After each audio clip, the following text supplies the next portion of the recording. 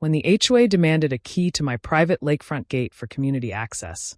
I had no idea it would uncover years of corruption, embezzlement, and criminal activity that would rock our entire neighborhood. Would you believe the path to justice began with a simple padlock? I still remember the exact moment when my peaceful life at Cedar Lake turned into a nightmare. It was a bright Tuesday afternoon when the doorbell rang, interrupting my work-from-home schedule. I wasn't expecting anyone.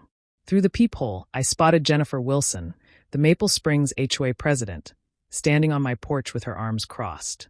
Her signature pearl necklace gleamed in the sunlight as she tapped her foot impatiently. I took a deep breath and opened the door. "Hello, Jennifer. What brings you here today?" I asked, trying to sound friendly despite our rocky history. She didn't bother with pleasantries.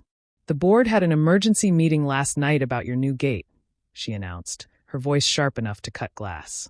"You've blocked the lake access path that everyone has used for decades." I blinked, genuinely confused. "That path is on my property. I checked the deed when I bought this house last year." "Well, that's why I'm here." Jennifer's smile didn't reach her eyes. "The board voted unanimously. You need to provide us with a key to your gate immediately. Homeowners are complaining they have to walk an extra 10 minutes around to reach the lake." My stomach tightened. I had installed that gate after finding beer cans and trash on my property 3 weekends in a row. People had been treating my yard like a public park. "Jennifer, I'm sorry, but I checked with the county. The property maps clearly show that path is private. It belongs to me. It's not a community shortcut." Her face flushed red. "That path has been used by residents since before you were born. There's such a thing as established use, you know." "Actually," I countered, "I spoke with my lawyer before installing the gate. There's no easement on my deed, and posting no trespassing signs for the past 6 months prevents any claim of established use." Jennifer's eyes narrowed dangerously. "The HOA bylaws state that all homeowners must maintain community aesthetics and access. Your gate violates Section 7. Section 7 covers community property," I replied, grateful I'd read the entire boring document when I moved in. "My land isn't community property." Jennifer stepped closer, lowering her voice. "Listen carefully. The board has ways of making things very uncomfortable for difficult homeowners. Last year, David Thompson fought us on his fence height. He ended up with $122,000 in fines and a lien on his house. Just give us the key, and this all goes away." A chill ran down my spine. Was she threatening me? "I think we're done here, Jennifer. If the HOA wants to discuss this further, you can contact my attorney." I handed her my lawyer's business card and gently closed the door as she sputtered in outrage. Through the window, I watched her storm down my front path, phone already pressed to her ear. I immediately called my lawyer and explained the situation. "Document everything," he advised. "If they keep pushing, we'll need evidence." That night, I couldn't sleep. Around 11:30 p.m., my phone buzzed with a security alert. I grabbed it and froze. The app showed 3 figures at my back gate. I recognized Jennifer's distinctive blonde bob along with Robert Davis, the HOA treasurer, and Michael Thompson, the facilities manager. Robert was holding something that glinted in the security light. Was that a bolt cutter? I hit record on the app and called the police. "There are people attempting to break into my property," I told the dispatcher, my voice shaking. By the time I threw on clothes and hurried downstairs, my doorbell rang again. A police officer stood there, flashlight in hand. "I'm Officer James," he said. "We got a call about trespassers." I showed him the security footage, still recording. "That's the HOA board members trying to break my lock." Officer James frowned. "Let's go take a look." We walked around to my back gate. No one was there, but my padlock had deep scratch marks on it. The officer shined his light around, revealing footprints in the soft soil. "I'll need to file a report," he said. "This is attempted breaking and entering." As he wrote up the report, headlights swept across my driveway. A silver SUV parked, and Jennifer stepped out with Robert. "Officer, thank goodness you're here," Jennifer called out sweetly. "We were just checking on community property that this homeowner has illegally blocked off." Officer James looked between us. "Ma'am, according to county records, this is private property. You were recorded attempting to damage a lock on private property after hours." Jennifer's face hardened. "This is an HOA matter, not a police matter. We have bylaws." "Bylaws don't override state law, ma'am," Officer James interrupted. "I suggest you consult with your HOA attorney before taking any further action that could be considered criminal trespassing or vandalism." After they left, Officer James turned to me. "Keep that camera running. If they come back, call us immediately." I barely slept that night. The next morning, my inbox contained 5 separate HOA violation notices. For my hedge height, mailbox color, unapproved garden border, excessive water usage, and improper security modifications. Each violation carried a $100 daily fine. The battle lines had been drawn. I had no idea how ugly things would get, or that my simple gate would unlock secrets that would shake our entire community to its core. At 6:30 a.m., my phone wouldn't stop buzzing. Texts flooded in from neighbors I barely knew. "Did you see what they posted about you? Are you really blocking lake access? The emergency meeting tonight is about your property." I rubbed my tired eyes and opened the Maple Springs community app. There it was, a special announcement from Jennifer. "Urgent. Homeowner blocks historic lake access. Emergency meeting tonight, 7 p.m. at the clubhouse. All homeowners must attend." Below was a photo of my gate with a caption claiming I was destroying community value and privatizing access that generations of residents had enjoyed. My hands shook with anger. The post had 47 comments already, most from people I'd never met, calling me selfish and demanding the HOA take action. I called my lawyer, Mark Simmons, while brewing coffee. "They're turning the neighborhood against me," I explained, "and these violation notices are clearly retaliation." "Take photos of your property," Mark advised. "Document that nothing violates actual code. I'll draft a cease and desist letter today. Meanwhile, get a copy of your property survey from county records." I took the day off work and drove to the county clerk's office. The woman behind the counter looked up when I explained what I needed. "Maple Springs HOA issue?" she asked knowingly. I nodded, surprised. She lowered her voice. "You're not the first.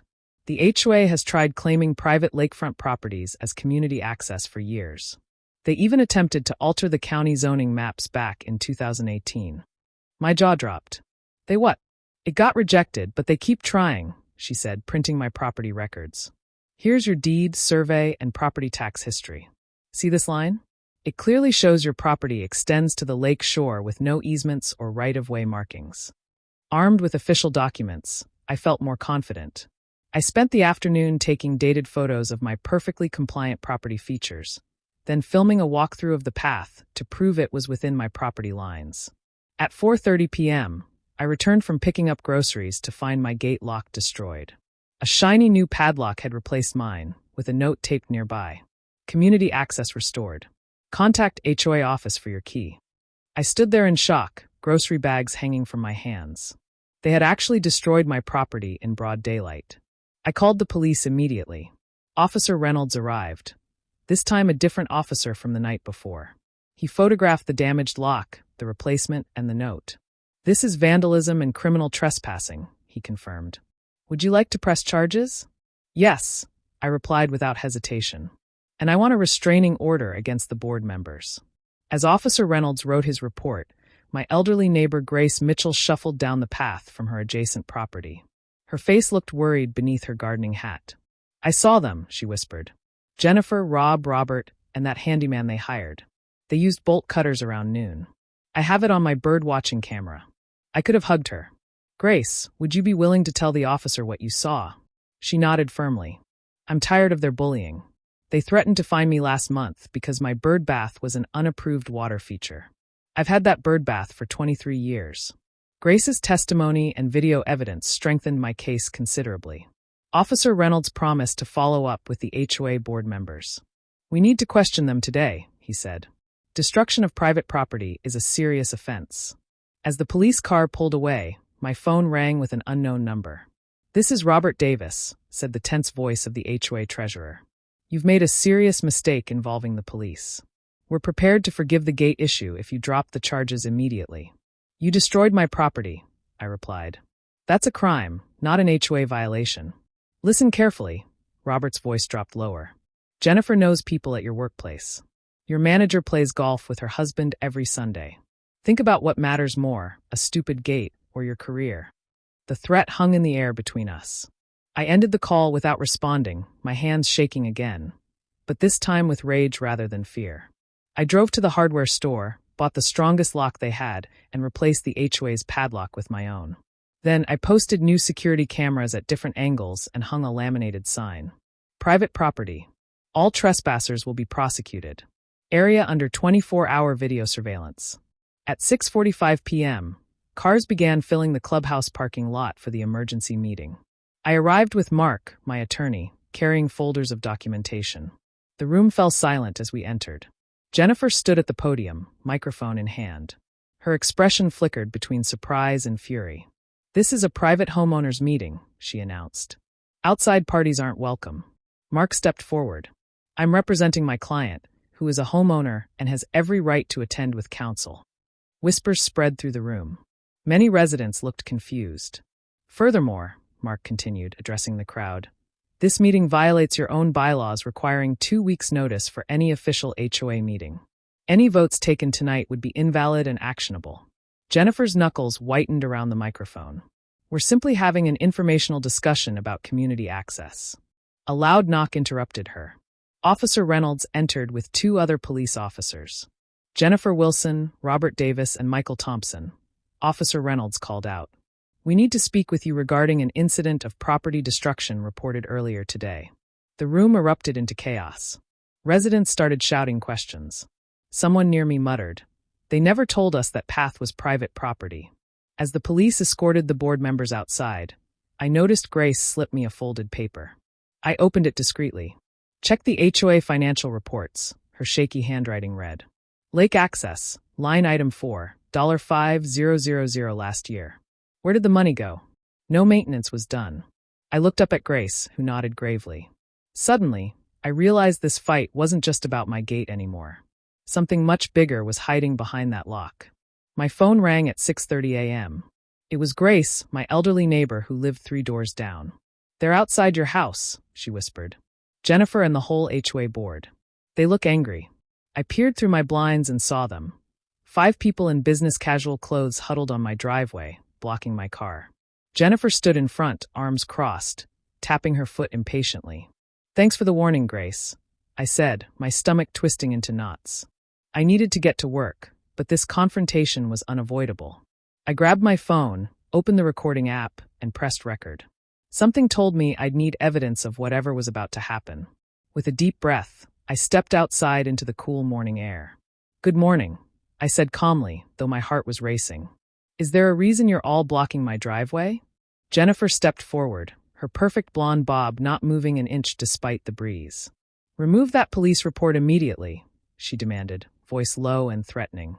"The board has unanimously decided that your actions are hostile to community interests." "What that means," added Robert, the treasurer, whose round glasses couldn't hide his cold eyes, "is that we're giving you one chance to be reasonable before this gets unpleasant." I held my phone visibly, making sure they saw it was recording. "Are you threatening me?" "Because that's what it sounds like." "We're protecting community interests," Robert replied, adjusting his tie. "That path has been used for 20 years. It's a tradition, not legally," I countered. "And not anymore. The property survey clearly shows." "Nobody cares about your survey," Jennifer snapped, stepping closer. "Do you have any idea who I am in this community?" "My husband plays golf with the mayor. I chair 3 charity committees." The others nodded solemnly, as if her social status somehow changed property law. "That's wonderful," I replied evenly, "but it doesn't give you the right to break into my property or install locks on my." A red-faced man I recognized as Doug, the landscaping committee head, jabbed a finger toward me. "You're making powerful enemies here. Think about what that means for your future in Maple Springs." "I'm going to be late for work," I said, walking toward my car. "Please move aside." They reluctantly parted, but Jennifer wasn't finished. She handed me an official-looking envelope. "Special assessment. The board voted last night. Your property requires additional security measures due to your difficulties. $500 due by Friday." I took the envelope without opening it. "My lawyer will be reviewing this. Now, if you'll excuse me." As I drove away, I watched them in my rearview mirror, huddled together and whispering. My hands shook on the steering wheel. This wasn't just about a gate anymore. At work, I could barely focus. During lunch, I called my lawyer and forwarded the recording. Then, I called Officer Reynolds to update him on the situation. "They can't issue special assessments targeted at specific homeowners," my lawyer explained. "That's discriminatory enforcement. Keep documenting everything. I was just finishing up a project when my phone lit up with messages. 12 texts from neighbors, all saying the same thing. Emergency HOA meeting tonight at 7 p.m. The strange part? I hadn't received any notification, despite being a homeowner. Grace called me, her voice trembling. I just got back from my doctor's appointment, and there are signs all over the neighborhood about an emergency meeting. But when I called Jennifer to ask what it was about, she said it was for homeowners in good standing only. A chill ran down my spine. What are they planning, Grace? I don't know, she whispered. But Nate from down the street said they're voting on something big. He overheard Jennifer on the phone saying they needed to make an example. Then came the bombshell. They're voting to put a lien on your house, Grace exclaimed, her voice cracking. Mary from the book club said Jennifer told everyone you've accumulated $155,000 in violations. My legs nearly gave out. $155,000? That's impossible. They're saying you've had violations dating back 3 years that were never addressed, Grace continued. They've got paperwork showing warning letters they claim were sent. I never received any warnings before last week, I said, my mouth dry with fear. I know, dear. It's all made up. Mary said she couldn't believe it either, but Jennifer had fancy charts and graphs showing a history of noncompliance. I looked at the clock. 5:30 p.m. The meeting started at 7 o'clock. I had just enough time. Grace, thank you. Can you do me one more favor? Can you go to that meeting and text me what happens? Of course, dear. What are you going to do? I grabbed my keys. I'm bringing reinforcements. First, I called Officer Reynolds and explained the situation. Then, I called my lawyer, who agreed to meet me at the community center right away. I stopped at home just long enough to grab the folder containing all my property documents, surveys, and the security footage showing the board members breaking my lock. As I pulled into the community center parking lot at 6:55 p.m., I noticed almost every space was filled.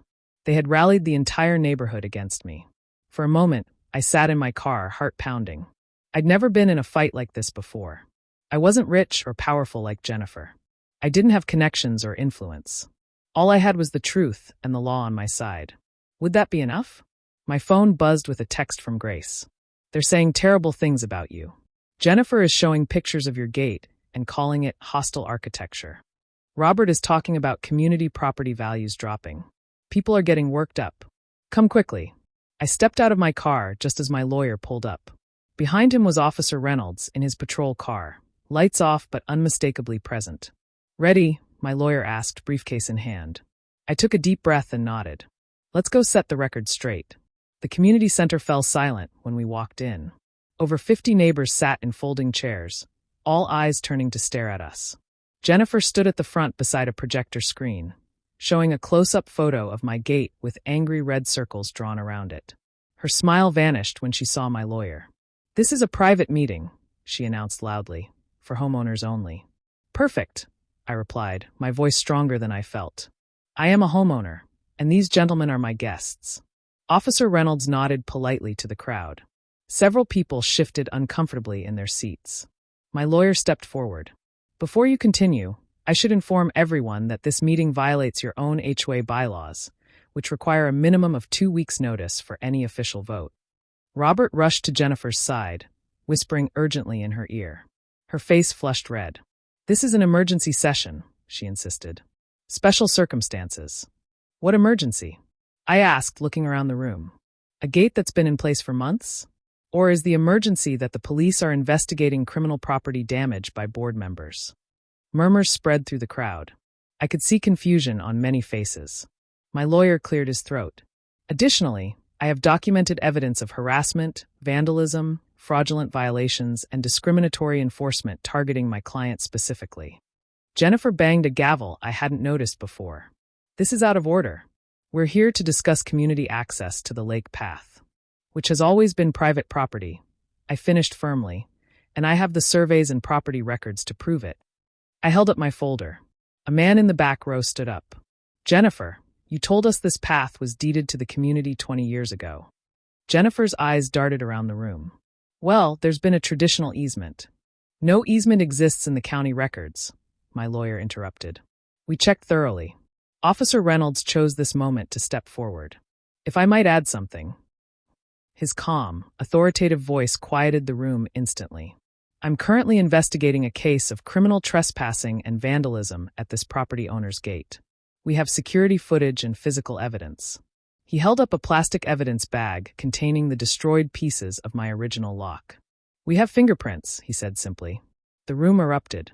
Neighbors turned to each other in shock. A woman near the front stood up angrily. You said this homeowner was vandalizing community property, she shouted at Jennifer. You never said anything about this being private land. Jennifer pounded her gavel desperately. Order. We need order. But the meeting was dissolving into chaos. My neighbor Thomas, a quiet accountant I'd barely spoken to before, approached me. Is it true they broke into your property? He asked, looking troubled.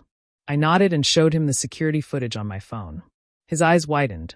They told everyone you were trying to block lake access that had been community property for decades, he said.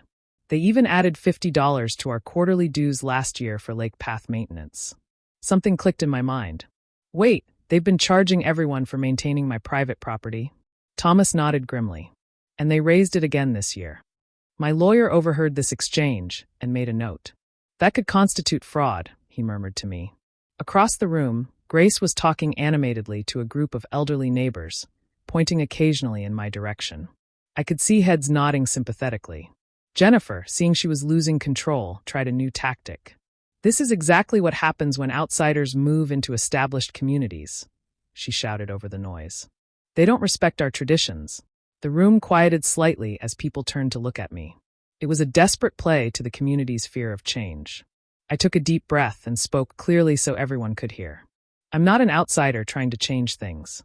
I'm a homeowner protecting my legal property rights, and I've discovered that your board has been charging all of you for access to and maintenance of property they don't own. Robert leaped up. That's a lie. We have. He stopped abruptly, looking at Jennifer for help. We have documentation, Jennifer finished weakly. Show us, called several voices at once. Officer Reynolds stepped forward again. Actually, I'd be very interested in seeing that documentation as well. It could be relevant to our investigation. Jennifer's face had turned ashen. This meeting is adjourned, she declared, gathering her papers hastily. But it was too late. The damage was done. Neighbors were approaching me in small groups, asking questions, sharing their own stories of run-ins with the board.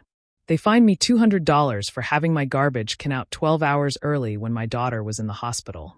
One woman told me tearfully. They rejected my fence permit 3 times, then approved the exact same design when I hired Jennifer's brother's company to build it, added another. As the crowd thinned, Thomas approached me again, this time with a serious expression. I'm an accountant, he said quietly, and I've always wondered about the HOA finances. They haven't published detailed statements in years, just summaries. If they've been charging for path maintenance on private property, then where did that money actually go? My lawyer overheard this and pulled me aside. We should file for discovery of all HOA financial records, he suggested. If there's financial impropriety on top of everything else, this could be much bigger than a dispute over a gate. Officer Reynolds joined our huddle. I've taken statements from several witnesses who saw board members tampering with your property. We have enough to proceed with charges if you want to press them. I looked around the room. Jennifer and the other board members had disappeared, but most of my neighbors remained, talking in small clusters and occasionally glancing my way. This wasn't just about my gate anymore. This was about a community that had been manipulated and deceived. I want to press charges, I decided, and I want to see those financial records. As we left the community center, Grace hurried up to walk beside me. You were wonderful, she said, patting my arm. So brave. Thank you for warning me, I replied. I couldn't have done this without you. She smiled mischievously. Oh, I'm not done yet. I've been keeping notes on every board meeting for the past 5 years. Every inconsistency, every strange decision. I never thought I'd have a chance to use them. I looked at her with newfound respect. Grace, would you be willing to share those notes with my lawyer? Her eyes twinkled. I thought you'd never ask. As I drove home that night, I felt something I hadn't expected, a sense of purpose. This fight wasn't just for me anymore. It was for Grace, for Thomas, for every neighbor who'd been bullied and misled. The battle for my gate had uncovered something much darker lurking in our pleasant community, and now, with allies at my side, I was determined to bring it all to light. What would tomorrow bring? I sat quietly in the back of the courtroom, watching Jennifer fidget nervously as my lawyer spread documents across the table. What started as a simple gate dispute was about to blow the lid off something much bigger. "Your Honor," my lawyer said, "during discovery, we found disturbing financial irregularities that directly connect to this case."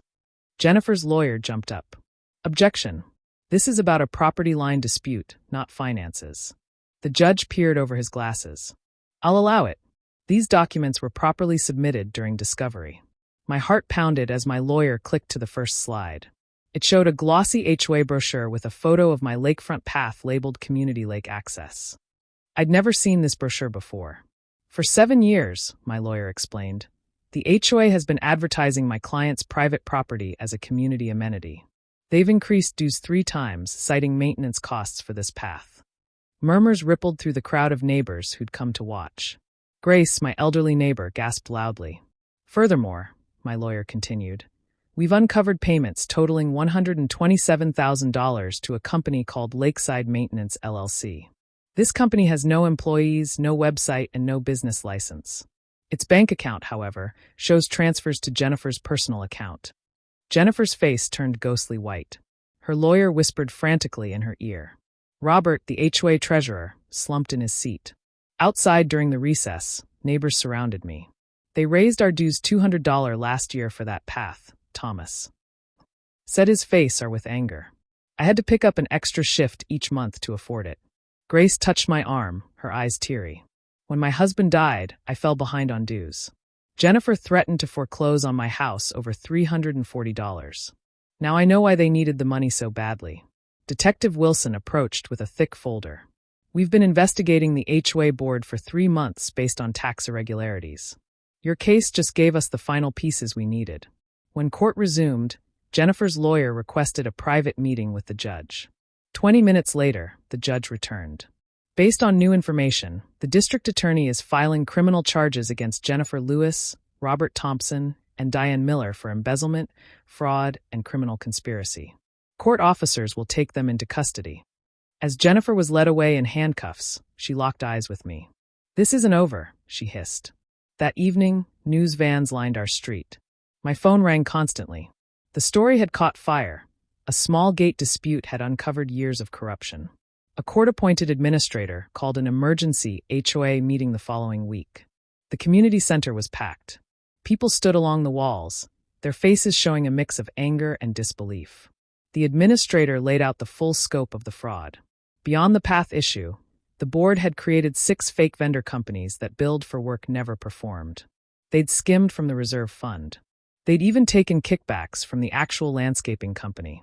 "What happens now?" someone shouted. "First, we'll elect a new board. Second, we'll conduct a full audit to see if funds can be recovered. Third, we'll review all violation notices from the past 3 years, as many appear to be retaliatory or fraudulent." My neighbor Thomas stood up. "I propose we nominate Grace for the new board. She questioned their spending last year, and they nearly ruined her." Grace blushed as people clapped.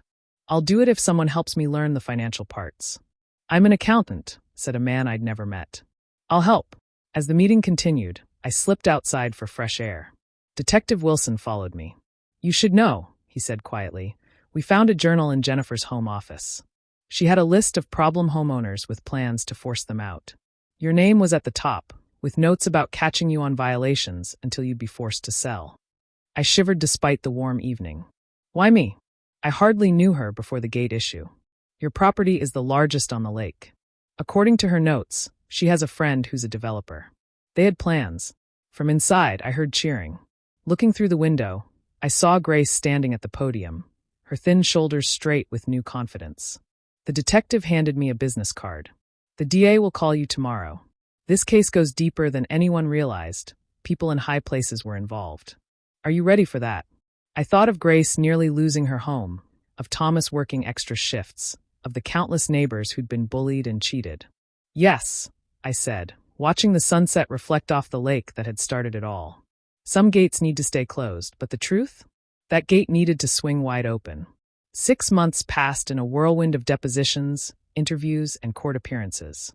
I'd never planned to become the center of a case that made the national news, but here I was, sitting in the district attorney's office, reviewing my testimony one final time. You've been incredibly helpful, M. Rodriguez, the lead prosecutor, said. Your detailed records turned this from a simple fraud case into something much bigger. I nodded, thinking back to my grandfather's advice about keeping everything in writing. I never expected my habit of saving emails would expose corruption in the city council. She smiled grimly. The connection between Jennifer, Councilman Walsh, and Walsh Development Company would have stayed hidden if you hadn't pushed back on that gate. Outside, spring had arrived at Maple Springs community. Fresh flowers lined the pathways. New play equipment gleamed in the common area. The community center sported a fresh coat of paint. As I walked home, neighbors waved and called greetings. The same people who'd avoided eye contact a year ago now stopped to chat. Thomas jogged over from his yard. Did you hear? The recovery company found another account. We're getting back almost 60% of the stolen funds. That's amazing. What will the new board do with it? Thomas grinned.